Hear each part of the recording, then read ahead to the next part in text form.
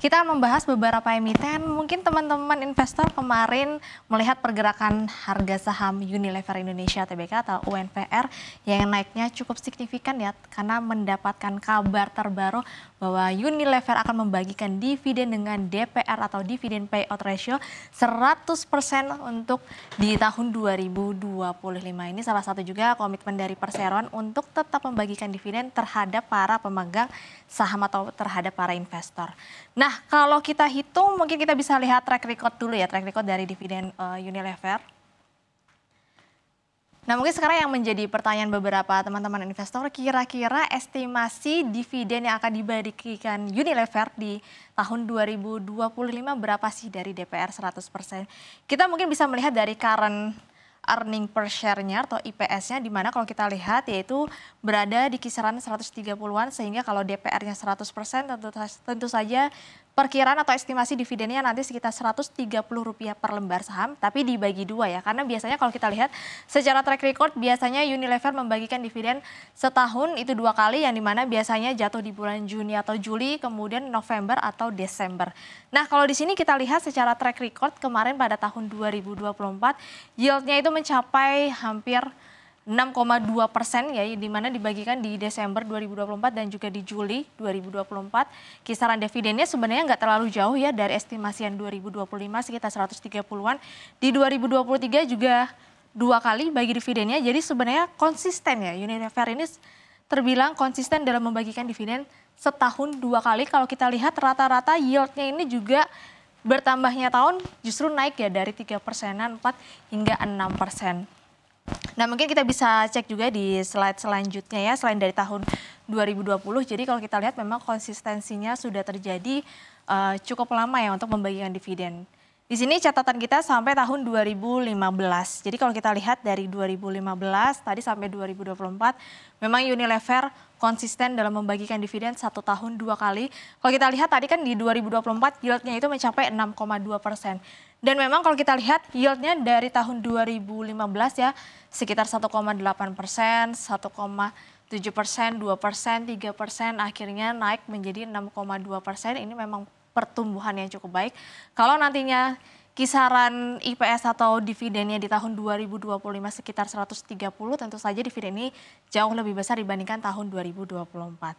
Nah, selain itu mungkin sebelum membahas emiten-emiten apa saja yang membagikan DPR 100%, kita bahas dulu yuk secara kinerja keuangan dari Unilever.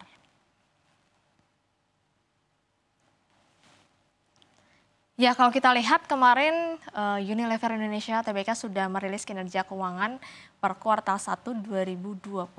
Kalau kita lihat untuk pendapatannya masih berada di range-nya cukup baik ya, atau di 9,46 triliun rupiah, yang dimana kalau kita lihat marginnya di kuartal 1 2025 itu sekitar 48%. Angka ini sebenarnya cukup baik ya, terutama untuk di sektor consumer. Kemudian kalau kita lihat setelah adanya pendapatan sebesar 9,46 triliun, di mana Unilever mampu membukukan laba bersih. Kalau kita lihat untuk laba bersihnya sekitar 1,24 triliun rupiah. Angka ini juga masih cukup baik ya, karena masih membukukan laba untuk di kuartal 1 2025. Kalau kita lihat memang tantangannya pada kuartal 1 ini cukup besar ya, karena memang daya beli masyarakat Indonesia masih melemah, terutama juga terhadap sektor consumer.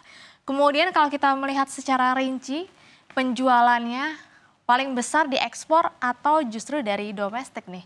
Yuk kita cek di slide selanjutnya.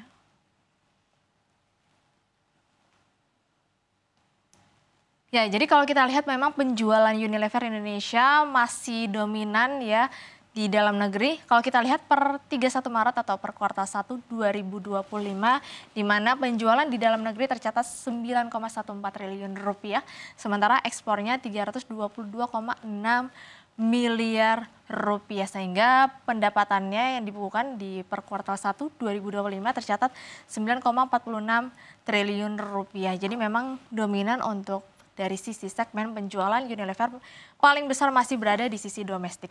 Nah, kalau untuk dari segmennya, segmentednya kalau kita lihat di sini dibagi menjadi 2 segmen. Yang pertama kebutuhan rumah tangga dan perawatan tubuh, kemudian juga ada makanan dan juga minuman. Jadi kalau kita lihat memang penjualannya saat ini Unilever masih lebih besar atau fokus di kebutuhan rumah tangga dan juga perawatan tubuh.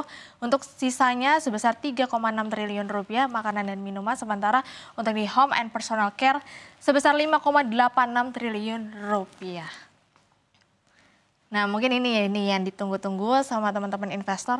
Selain dari Unilever, kira-kira saham-saham mana saja yang membagikan dividen payout ratio 100% bahkan di atas 100%? Emang ada ya? Nah, jadi kalau kita lihat di sini dari data CNBC Indonesia Research, ya, yang pertama kita lihat ada Indi, emiten Indi.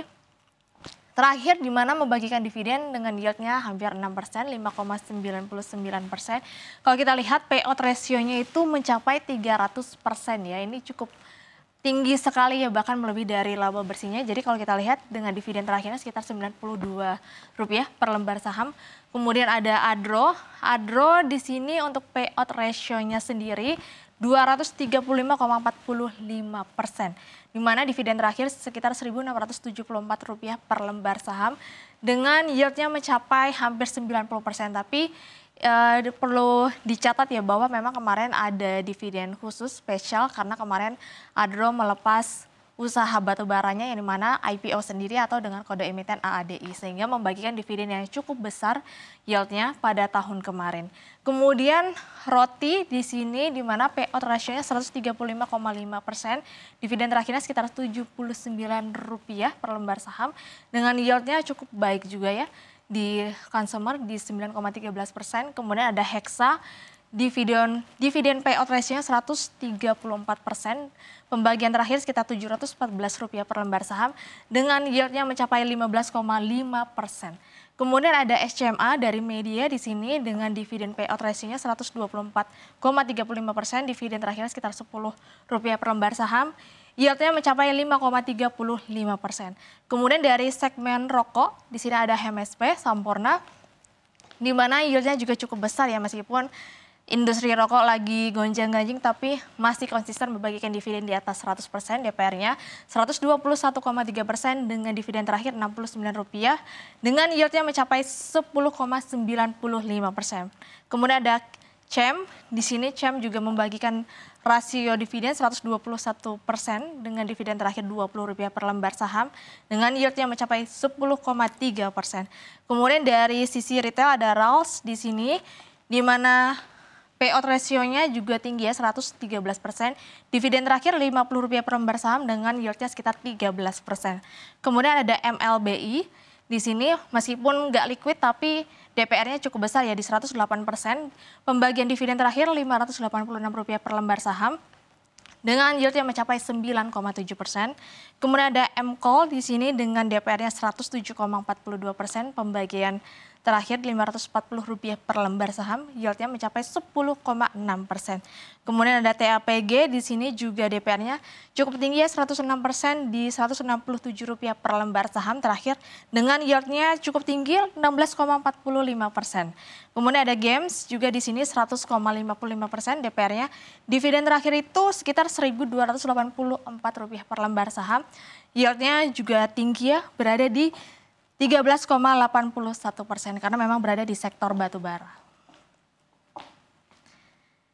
Ya, kita sudah melihat ada beberapa emiten ternyata di luar Unilever yang memang rajin membagikan dividen serta DPR-nya atau dividen payout ratio-nya cukup besar sehingga yield-nya untuk para investor juga cukup besar. Disclaimer on, jangan lupa dianalisa ulang. Mungkin itu saja yang bisa saya sampaikan.